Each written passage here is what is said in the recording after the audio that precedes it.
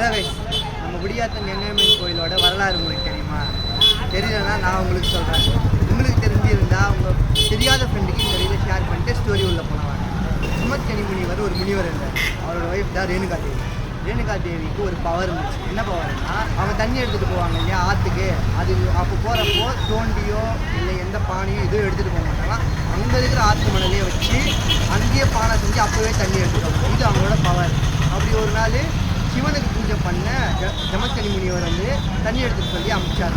இவங்களும் போயிட்டு நேராக பானை செஞ்சு அங்கேயே தண்ணி எடுத்தாங்க. தண்ணி எடுக்க கீழே குனியும் போது மேலே அந்த ரதம் பறக்கும் இல்லையா, அதில் ஒரு கந்தரவன் பறந்துட்டு இருக்காரு. அவரோட ரிஃப்ளெக்ஷன் தண்ணியில் விட்டு. அப்போ ரேணுகா தேவி வந்து நினச்சாங்களா, உலகத்தில் இப்படியும் அழகான ஒரு மனிதர்கள்லாம் இருக்காங்களா அப்படின்னு நினச்சாங்க. அவங்க நினச்ச உடனே அந்த பானை வந்து கரைஞ்சி போச்சு.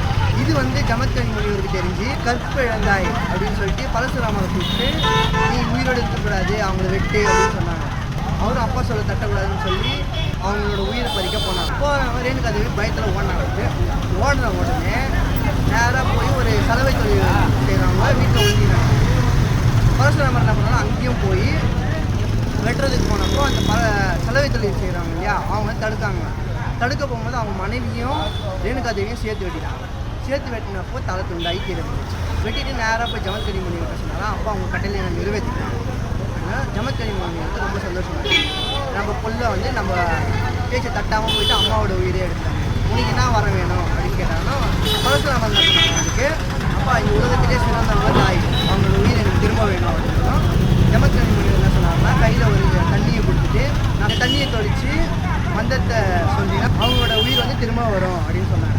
பரசுராமன் கேட்கும்போது நேராக உடம்பும் தலையும் ஒன்றா சேர்த்து வச்சு தண்ணியை தெளிச்சாங்க. தண்ணியை தெளிச்சுட்டு மந்திரம் சொன்ன உடனே உயிர் இருந்துச்சு. ஆனால் என்ன பண்ணாருன்னா, உடம்பு வந்து சலவை தொழிலாளியும் அம்மா ரேணுகா தேவியோட தலையும் வச்சு தண்ணி தெளிச்சாங்க. இதனால உடல் மாறி தலை மாறி இருந்ததுனால தான் அவங்களுக்கு இன்னொரு பேர் வந்து மாரியம்மன் சொல்லுவாங்க. இதை பேஸ் பண்ணி தான் இந்த கோயிலை வந்து கட்டினது. இந்த ஸ்டோரி உங்களுக்கு பிடிச்சிருந்துச்சுன்னா நம்ம பேஜை ஃபாலோ பண்ணிட்டு தெரியல லைக்